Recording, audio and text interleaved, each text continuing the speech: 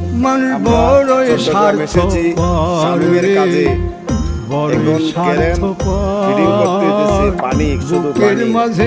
এই যে দেখেন, এইখানে কেরেন ফিটিং করিয়া আমরা উপরে ওই যে সাদা শাটারগুলা, এই শাটারের ভিতর দিয়ে বড়ই স্বার্থপর রে, কাজ করতেছে। বড়ই স্বার্থপর, বুকের মাঝে জায়গা দিলে আমাদের কেরেন যতন কইরা ভাঙ্গে রে বিশাল অন্তর। বড় চট্টগ্রাম একটা বিশাল চিনা লাগে জংলা পাখি, যতন কইরা বুকে রাখছি, বুকের পাজর ভাঙ্গা সে যে সাজায় অন্যের ঘর রে, সাজায় অন্যের ঘর।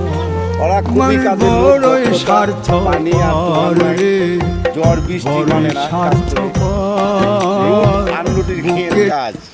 সকলে ওদের জন্য দোয়া করেন। আসসালামু আলাইকুম।